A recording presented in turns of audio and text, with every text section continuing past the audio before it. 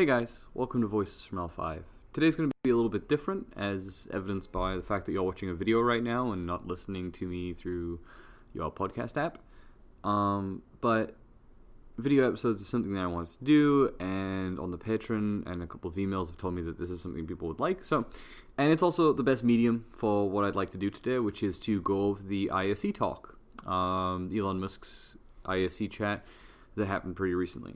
Elon's a subject that comes up pretty often on the show, I think, and listeners to my show probably wouldn't be surprised to hear that I am sometimes, shall we say, critical of unabashed space capitalism, which I know is a slightly unpopular view, but I think that asking these questions is important, and I think that oftentimes we all get bogged down in our desires to see space happen at all costs, and we sort of innately trust and hope for the best from what people say, and that, I think, generally leads to a bad space. We don't question what people say. We don't critically examine their claims or question the things that they say. And that's really where a lot of the things that I say come from. And it's not necessarily that I think that Elon Musk is a bad person. Far from it. He seems like a fairly nice guy. And every time I've seen him or Jeff Bezos or whoever else talk, they've come off as earnest and genuinely excited to go into space. I actually believe Elon Musk when he says that he wants to go into space to go into space. Now, that aside, I want to look into this talk that he gave, because a lot of people are saying that it's really, really impressive and really, really interesting, and some people have told me that it's what I am looking for in an Elon Musk speech, which is to say a little bit more grounded than his usual rock star entrepreneur shtick. So, I'm excited to look into it. And for everyone who's looking forward to another episode of Voices from L5, a real one, podcast with a guest and everything, don't worry, we'll be back to that next week, or in 2 weeks. Probably 2 weeks. Unless you're a patron. Let's get started.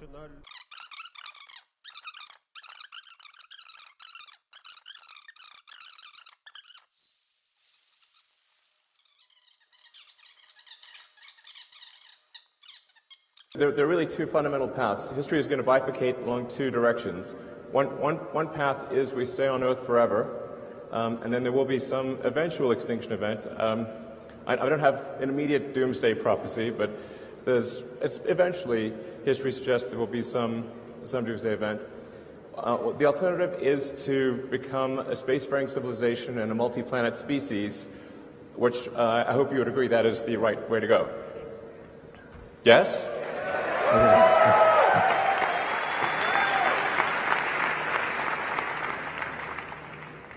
That's what we want. Yeah. So, right off the bat here, we've got some interesting language. Two options, die on Earth or leave, and he's saying that what we want is to leave Earth and go and live on Mars. That's kind of debatable. I think going to Mars is really interesting from a scientific point of view, but pretty much anyone in this field would agree that living in space and in space-based cities would probably be easier, cheaper, and better overall for humanity than a Mars colony. But I guess that's just a point of debate. I can't really fault him too much for saying that. I really like this graphic that he has up here of Mars as if it's colonized. It's kind of a nice one.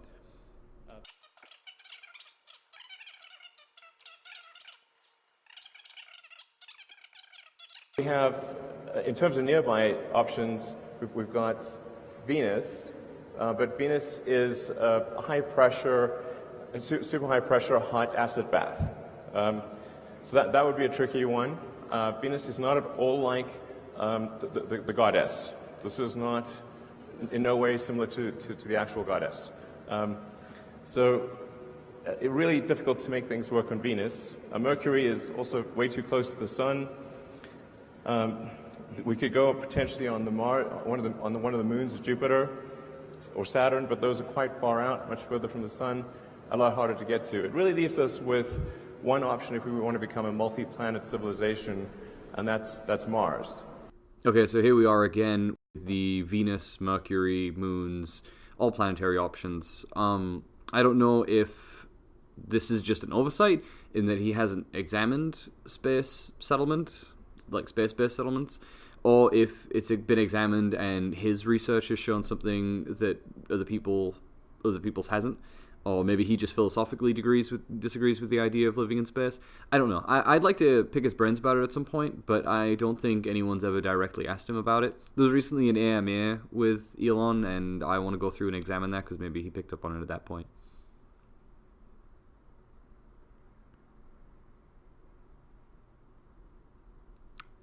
We could conceivably go to our moon, and I certainly have nothing against going to the moon, but I think it's challenging to create become multiplanetary on the moon because it's much smaller than a planet.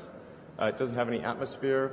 So the moon he rules out because it's too small and there's not as many resources. I honestly don't know enough about the resources available on Mars to argue with that one. I know that the moon has a great deal of some things that we need, like helium-3 and what have you, although the evidence for that is always changing. I do get his point about scaling up. That does make a lot of sense, but seems like kind of a long-term concern. Later in the video, he talks about wanting to send 1 million people to Mars, which we'll get to when we get to it, but even 1 million people, I think, could probably fit on the moon relatively comfortably. Again, more of a point of philosophical disagreement rather than anything factual.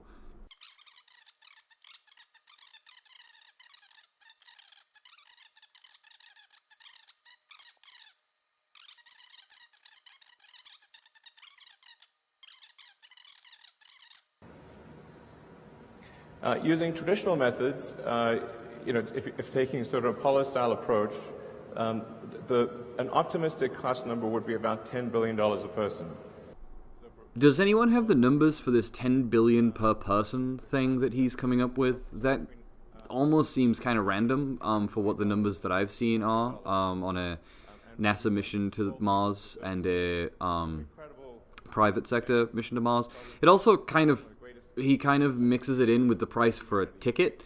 In a minute, he's going to talk about how it's going to cost $200,000 per person, but the cost for the mission isn't the same as the cost per person. And I think that equating them like this is dishonest. It definitely costs SpaceX a lot more than $200,000 per person if you account for all of the research and development of the rockets and so on. It doesn't cost NASA however many millions per person every time they launch the rocket. That's an addition of all of the factors for building, constructing, research, and etc. the rockets. So this is something that I think is brought up a lot, that the private sector can do things for a lot cheaper, and in a lot of cases that's true. And I don't really see the need for this sort of dishonest depiction of the cost differential.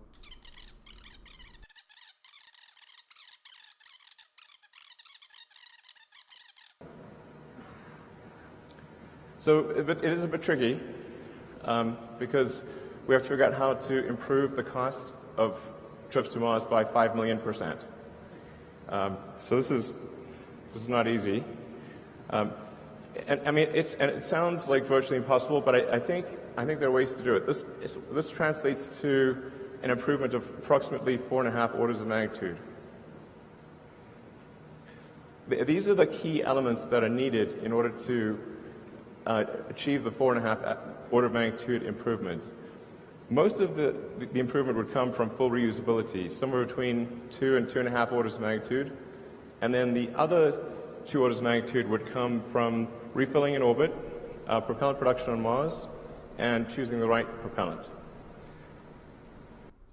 Okay, so this is one of the parts where I start to get a little frustrated, and one of my main issues with Elon completely is that all the numbers that he's saying here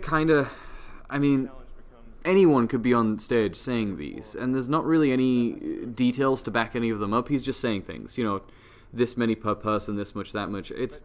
Maybe there's a lot of logical thinking behind this. I'm not saying there isn't, but I am saying that he's not presenting it to me, and I kind of want to know what that is, where all these numbers come from. I understand this isn't a scientific thesis. I get that he's not presenting a hard, completely solid plan. It's just that this is being depicted as that from the space community. And I guess a lot of my criticism then doesn't necessarily go directly to Elon. This is already feeling like one of his big dream speeches again, where he's sort of saying, if, maybe... And credit where credit's due, Elon's being very reserved during this speech. He almost seems a little nervous. He's speaking in sometimes very, very solid terms, but often he's metering his speech with maybes and hopefullys, which I think is a good idea. I don't get where this order of magnitude business comes from. I think it might just be the comparison to airlines, but I don't think that anyone would seriously compare space travel to airlines. Even the sort of very, very, very mature level of space travel that he's talking about operates on very different principles than planes. I don't think it's very fair to compare a flight from LA to Las Vegas to a mission to Mars.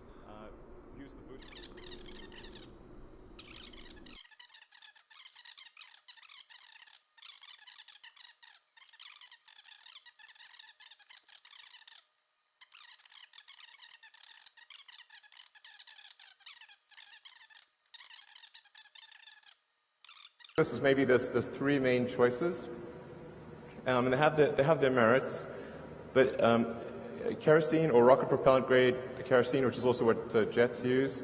Rockets use a very expensive form, a highly refined form of jet fuel, essentially, which is a form of kerosene. It helps keep the vehicle size small, but because it's a very specialized form of jet fuel, it's quite expensive. Your reusability potential is lower. Very difficult to make this on Mars because there's no oil. So really quite difficult to make the propellant on Mars. And then propellant transfer is pretty good, but not great. Hydrogen, although it has a high specific impulse, is very expensive, incredibly difficult to keep from boiling off because liquid hydrogen is very close to absolute zero as a liquid. So the insulation required is tremendous, and the cost of the energy cost on Mars of producing and storing hydrogen is very high. So when we looked at the overall system optimization, it was clear to us that methane actually was the clear winner. So it would require maybe anywhere from 50 to 60% of the energy on Mars to refill propellant using the propellant depot. Okay, I have to say that I am a big fan of the propellant chat here. It's very good. We think methane's actually better on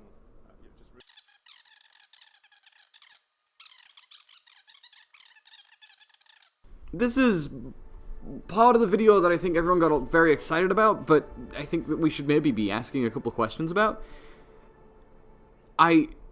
It's a very, very interesting system that he's talking about, and a wonderfully, hopeful vision, but are they talking about full 100% 20-minute turnaround reusability? Like you can launch immediately with 0 failed landings and everything else? I get that SpaceX is doing things in leaps and bounds, but and I don't even want to say that developing such a rocket, such an engine is beyond their capabilities. I think that almost anything's achievable. It's just that he's talking about in the next 5 to 10 years, they're going to have an engine that needs absolutely no refurbishment after use. That would be very, very, very impressive. And extraordinary claims require extraordinary evidence. They're doing a lot of great work, and they've definitely got that refurb time down, and they've gotten much better at landing the rockets, but the sort of precision they're talking about here and the turnaround time is kind of insane. Not only that, but he says this process will happen 4 or 5 times in a row. It just seems unreasonably hopeful for a repeatable, consistent process.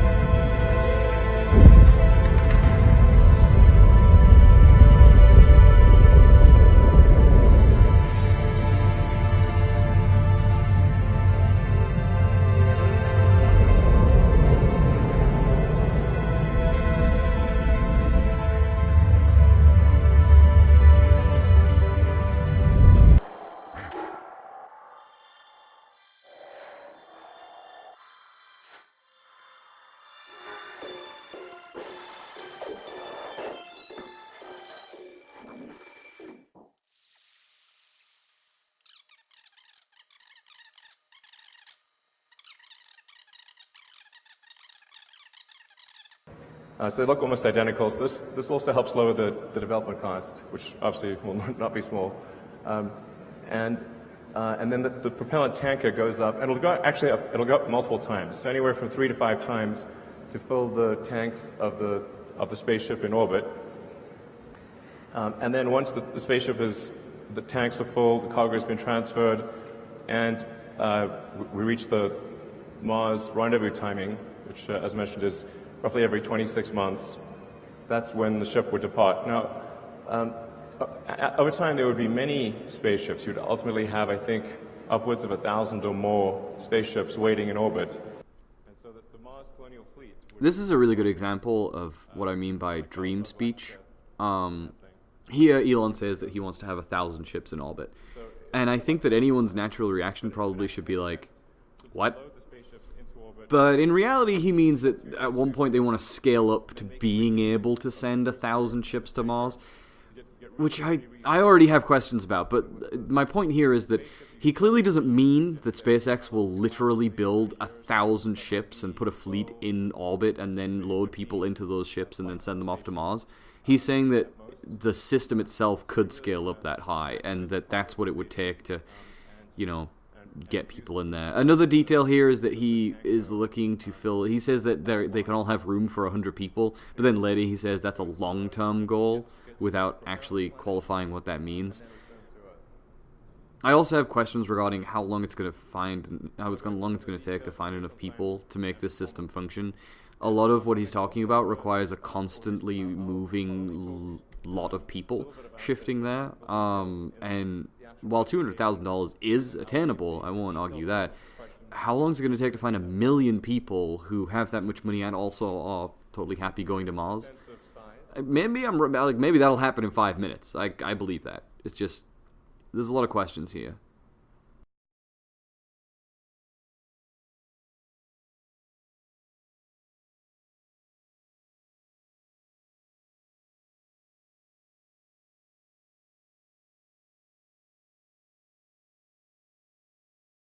That compares to Saturn's V max capability of 135 tons. But I think this really gives a better sense for things. The white bars show the performance of the vehicle, like in other words, the payload to orbit of the vehicle. So you can see essentially what it represents is what's the size efficiency of the vehicle. And most rockets, including ours that are currently flying, the performance bar is only a small percentage of the actual size of the rocket.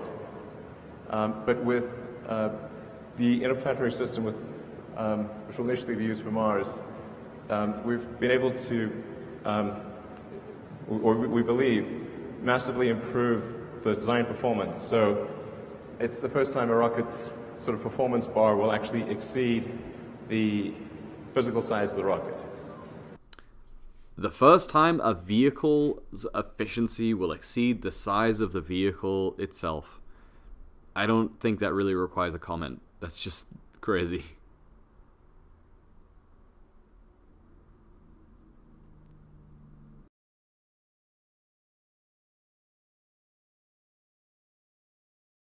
Venn diagram of people who actually want to go.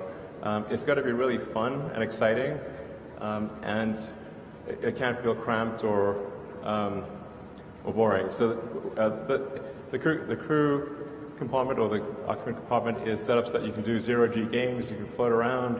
There'll be like movies, lecture halls, cabins, a restaurant. It'll be like really fun to go. You're gonna have a great time. Yeah, I'll have fun, Elon. So for the propellant plant.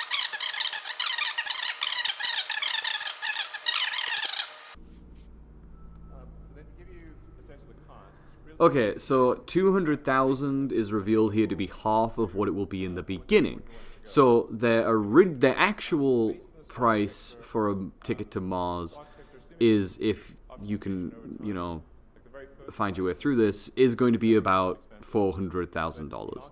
That makes a little bit more sense, financially speaking. If you can find 100 people with $400,000, That certainly gets you a long way there.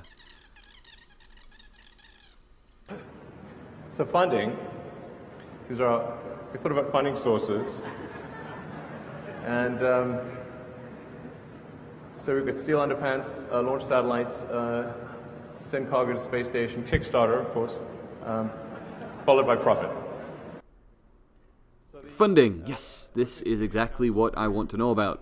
Hopefully we'll have some actually grounded information here. We do expect to generate pretty decent net cash flow from launching lots of satellites and servicing the space station for NASA, transferring cargo to and from the space station, and then I know that there's a lot of people in the private sector who are interested in helping fund a base on Mars, and then perhaps there will be interest on the government sector side to also do that.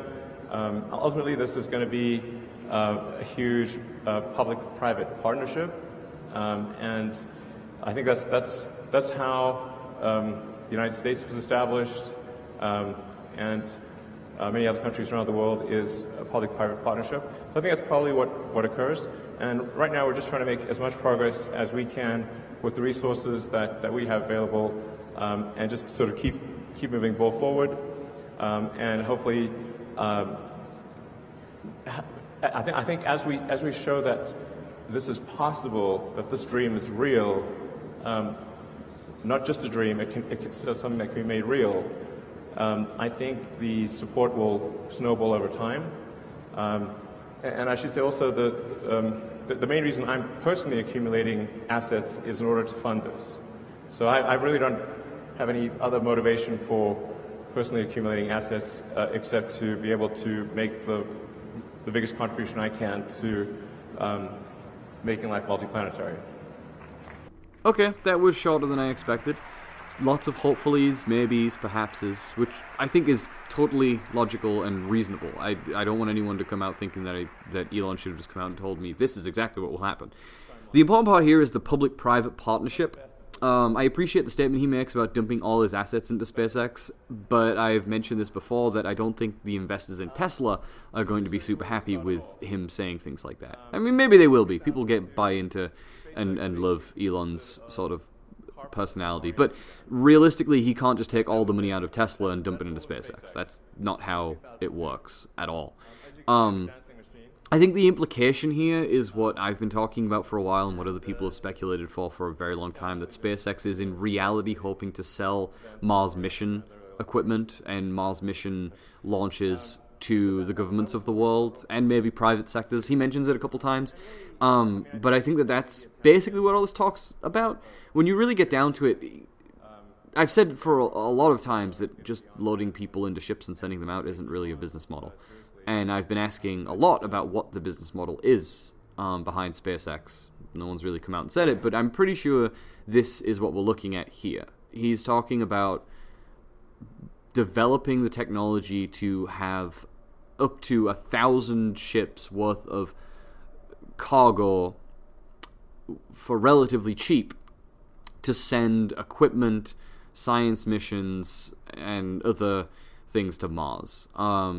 I think SpaceX here should probably be compared to one of the companies that sell passage to places like Antarctica and base building facilities on Antarctica, rather than the sort of tourist company that they're being touted as. I don't really think it's going to be that easy to get to Mars, even with SpaceX doing what they're going to do. I came to the conclusion that if there wasn't some new entrant into the space arena with a strong ideological motivation, then it didn't seem like we were on a trajectory to ever be a spacefaring civilization and be out there among the stars. Because in '69 we were able to go to the moon, and the space shuttle could get to low Earth orbit, and then obviously the space shuttle got retired, but that trend line is down to zero. So I think what a lot of people don't appreciate is that technology does not automatically improve. It only improves if a lot of really strong This is frustrating. I disagree and agree in equal parts to what he's saying here. I do think it's important for humanity to have a machine that can go to the moon and travel as far as we can, and I think that that technology should have been developed as far as it possibly could, and I do lament the loss of the Apollo rockets.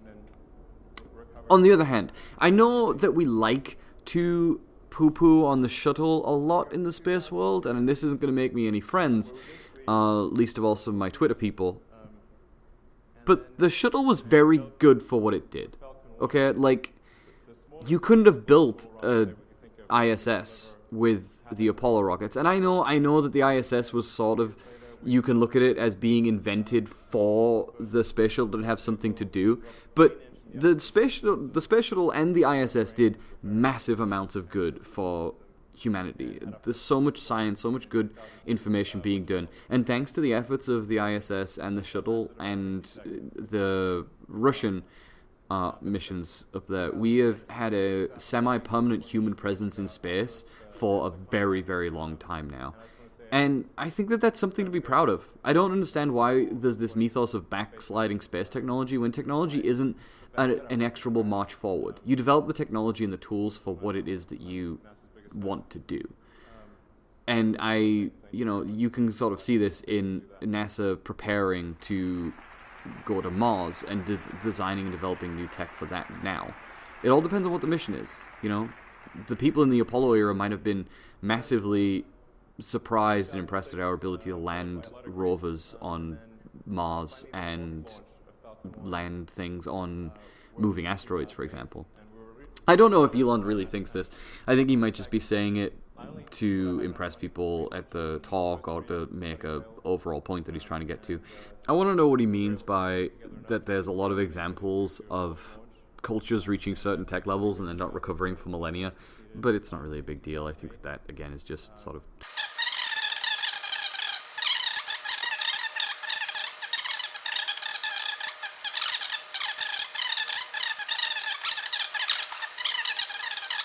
Year, in December, that was definitely one of the best moments of my life when the rocket booster came back and landed at Cape Canaveral. So that was really,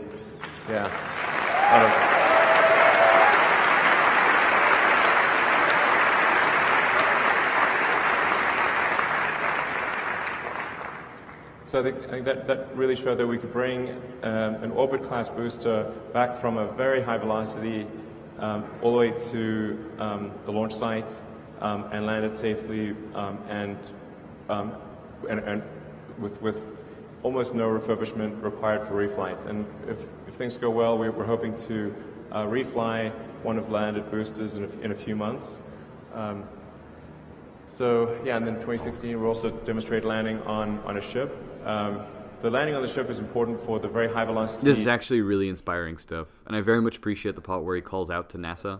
In many ways, SpaceX is only around because NASA exists and gave them the money, and only really right now continues to function because of that. I don't know what SpaceX's finances are 100%, and I'll be the first person to admit that, but I mean, you only really need to look at what they're currently doing and what their missions are to know that they're being kept afloat by NASA and other governmental space agencies. The same thing with almost every private space industry. On board to boost back to the launch site. So looking into the future, next steps, we were kind of intentionally a bit fuzzy about this timeline, but we're going to try to make as much progress as we can. Obviously it's with a very constrained budget, but we're going to try to make as much progress as we can on the elements of the interplanetary transport booster and spaceship, and hopefully we'll be able to complete the first development spaceship in maybe about 4 years.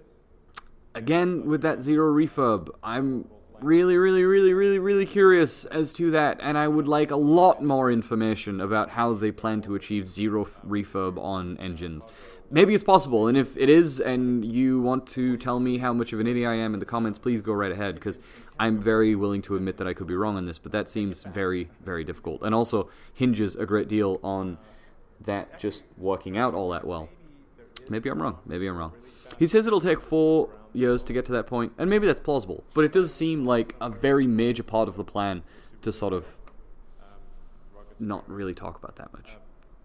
We could transport cargo to anywhere on Earth in 45 minutes at the longest. So most places on Earth would be maybe 20, 25 minutes. So maybe if we had a floating platform out off the coast of,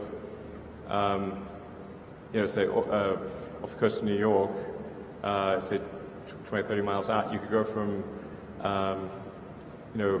New York to Tokyo in, 25 minutes. Across the Atlantic in 10 minutes. I just wanted to say that I would fly SpaceX Airlines.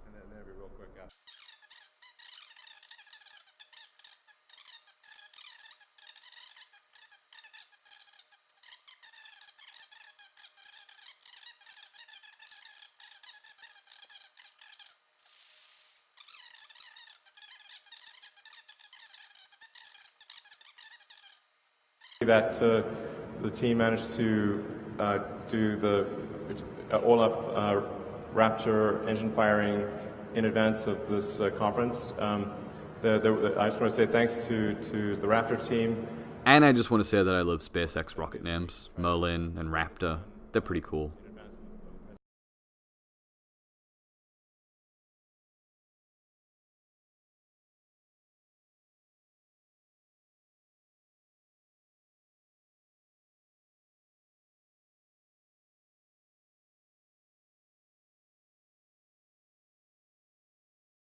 As we thought about the system, and the reason we call it a system, because generally I don't like calling things systems because everything's a system, including your dog, is that it's actually more than a vehicle. There's obviously the rocket booster, the spaceship, the tanker, and the propellant plant, the in situ propellant production. If you have all of those 4 elements, you can actually go anywhere in the solar system by planet hopping or moon hopping. So by establishing a propellant depot in the asteroid belt or on one of the moons of Jupiter, you can make flights from Mars to Jupiter no problem. In fact, even without a propellant depot at Mars, you can do a flyby of Jupiter without a propellant depot. But by establishing a propellant depot, let's say Enceladus or Europa or any of this few options, and then doing another one on Titan, Jupiter, Saturn's moon, and then perhaps another one further out on Pluto or elsewhere in the solar system. This system really gives you freedom to go anywhere you want in the greater solar system. So you can actually travel out to the Kuiper Belt, to the Oort cloud. I wouldn't recommend this for interstellar journeys, but this basic system, provided we have filling stations along the way, means full access to the entire greater solar system.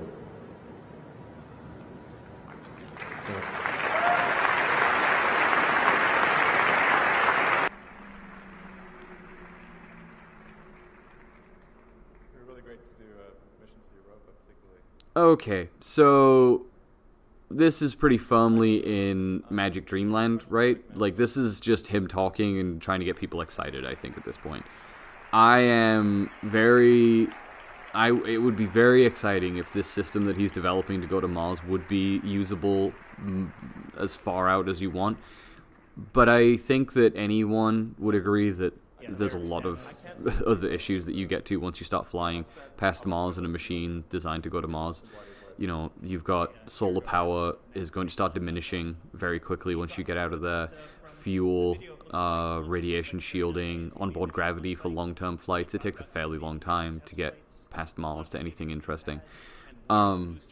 It'd be cool if this system turns out to be scalable, that we can leapfrog right all our way to Europa. That would be very cool. And I think that the reason this is here is because Elon would like that too. Well, that's pretty much it. I gotta say, a little bit disappointed. This really just felt like more of the same stuff that we hear from Elon all the time, which is to say a lot of talk. I know that he likes to let the actual business do the talking, and he's been very successful in that. And I want to reiterate here that I don't disbelieve any of the things that he said here, but I do want some of these concerns addressed at some point.